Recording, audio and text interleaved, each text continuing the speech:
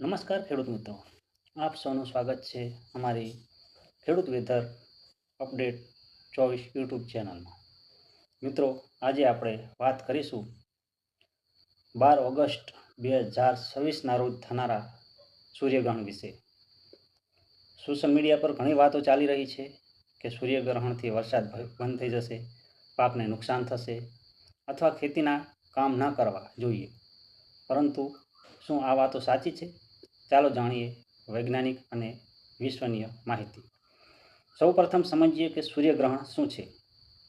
જ્યારે ચંદ્ર પૃથ્વી અને સૂર્યની વચ્ચે આવી જાય છે અને સૂર્યનો પ્રકાશ થોડા સમય માટે ઢંકાઈ જાય છે, ત્યારે તેને સૂર્યગ્રહણ કહેવામાં આવે છે. 12 ઓગસ્ટ 2026ના રોજ સંપૂર્ણ સૂર્યગ્રહણ થશે. આ એક કુદરતી ખગોળીય ઘટના છે. હવે સૌથી મહત્વની વાત, આ સૂર્યગ્રહણ ભારતમાંથી જોવા મળશે નહીં, કારણ કે તે સમયે ભારતમાં રાત્રિનો સમય હશે. આ ગ્રહણ મુખ્યત્વે સ્પેન, ગ્રીનલેન્ડ, આઇસલેન્ડ, રશિયા અને ઉત્તર એટલાન્ટિકા વિસ્તારના કેટલાક ભાગોમાં જોવા મળશે. તેથી ગુજરાત કે ભારતના કોઈ પણ ભાગમાં તેની સીધી દ્રશ્ય અસર નહીં થાય.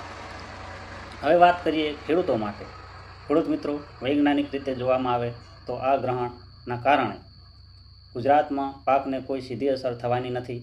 તમે સિંચાઈ, ખાતર આપવું, દવાનો છંટકાવ, વાવણી કે અન્ય ખેતીકામ સામાન્ય રીતે કરી શકો છો.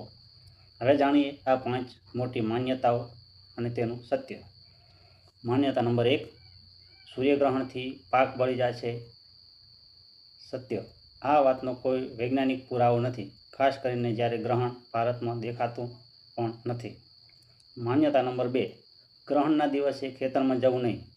તો સત્ય વાત એ છે કે ભારતમાં આ ગ્રહણ દેખાવાનું નથી, તેથી ખેતીના કામ પણ કોઈ પ્રતિબંધ નથી.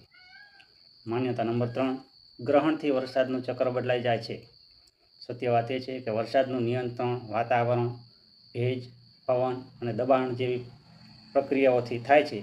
સૂર્યગ્રહણથી ગુજરાતના વાતાવરણમાં ફેરફાર થવાનો કોઈ વૈજ્ઞાનિક આધાર નથી. માન્યતા નંબર 4, પશુઓને નુકસાન થાય છે.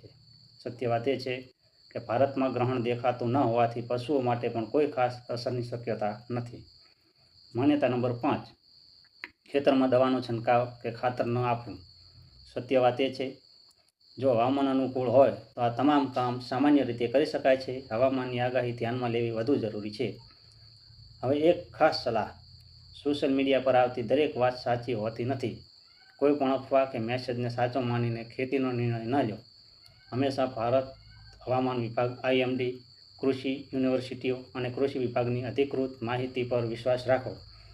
અંતમાં એટલું જ કહીશું કે 12 ઓગસ્ટ 2026નું સૂર્યગ્રહણ એક મહત્વની ખગોળીય ઘટના છે, પરંતુ ભારત અને ગુજરાતના ખેડૂતો માટે ગભરાવાની કોઈ જરૂર નથી. તમારી ખેતીની કામગીરી નિયમિત રીતે ચાલુ રાખો અને સાચી માહિતીના આધારે જ નિર્ણય લો. જો તમને આ માહિતી ઉપયોગી લાગી હોય તો વિડીયો લાઇક કરો, તમારા ખેડૂત મિત્રો સાથે શેર કરો અને આવી જ સાચી અને વિશ્વનીય હવામાન તથા કૃષિ માહિતી માટે અમારી ચેનલને જરૂરથી સબસ્ક્રાઈબ કરો. ધન્યવાદ. જય જવાન, જય કિસાન.